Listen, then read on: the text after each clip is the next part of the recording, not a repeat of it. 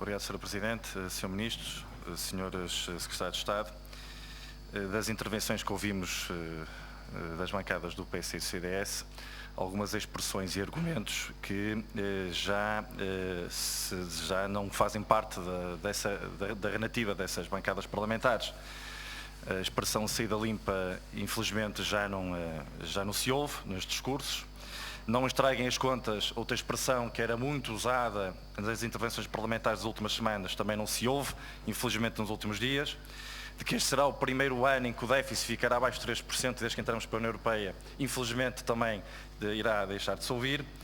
E que a recapitalização lançada pelo anterior Governo em finais de 2012, princípios de 2013, até ia ser um bom negócio para o Estado, disse o Primeiro-Ministro, que ia gerar juros, que esses juros iam ser ganhos futuros para os próximos orçamentos de Estado.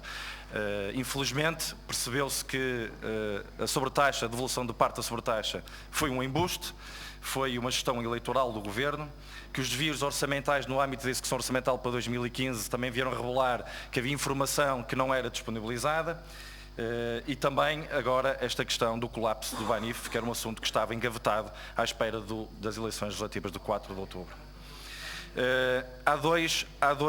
Os dois grandes objetivos, que o Sr. Ministro também já referiu, os dois grandes objetivos do Programa de Assistência Financeira ao País, que foram a redução da dívida pública e o reforço e o reequilíbrio do sistema financeiro.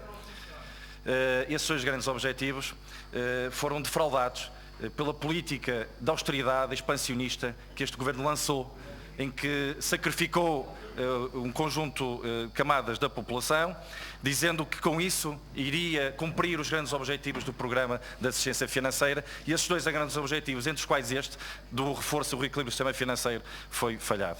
Como também já foi dito, e convém sublinhar, que a decisão que foi tomada da resolução com venda do Banif não é essa decisão que causa o prejuízo para os contribuintes. Foram os 3 anos de inação do anterior Governo que causaram e empolaram esse prejuízo, porque agora vai ser assumido por este Orçamento de Estado e pelos próximos Orçamentos de Estado. Isso eu acho que está à vista de todos os portugueses, Sr. Deputado. E negar isso é um ato de pouca inteligência política. Dizer também o seguinte, que é um dado extremamente importante, e o Sr. Ministro tem batido bastantes vezes nesta tecla, aqui nesta audição, que é a decisão do anterior Governo de recapitalizar o Banif nos finais de 2012, princípios de 2013, foi uma decisão que condicionou outras soluções para o futuro. E a decisão que estava aqui a ser defendida da fusão da Caixa Banif era uma decisão que devia ser tomada antes desta decisão de finais de 2012 e princípios de 2013. Depois de dizer o seguinte, em fevereiro de 2013, o Sr. Governador do Banco de Portugal, aqui nesta comissão, dizia o seguinte: o Banif estará em condições, no final do período do apoio público, de proporcionar uma rentabilidade estimada para a posição do Estado de 10%. Questionado pelos deputados sobre o risco que existe para os contribuintes, o Governador do Banco de Portugal reiterou que o interesse dos contribuintes está salvaguardado, acrescentando que posso assegurar-vos que durante 9 meses o Banif foi radiografado muitas vezes e de várias posições. Aqui o espanto, e de facto são declarações e o comportamento do Governador do Banco de Portugal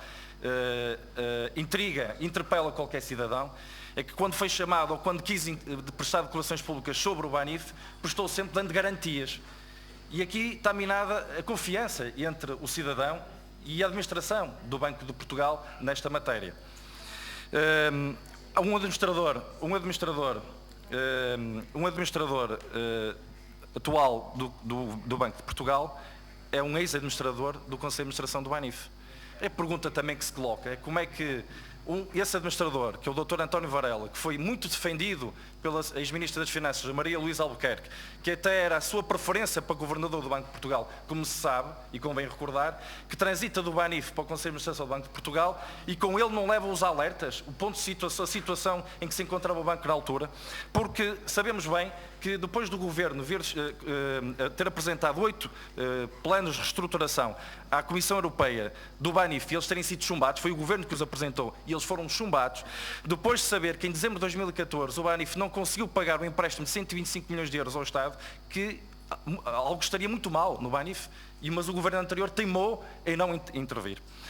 Agora aqui outra questão que é determinante nisto, que é comparar comparar esta decisão,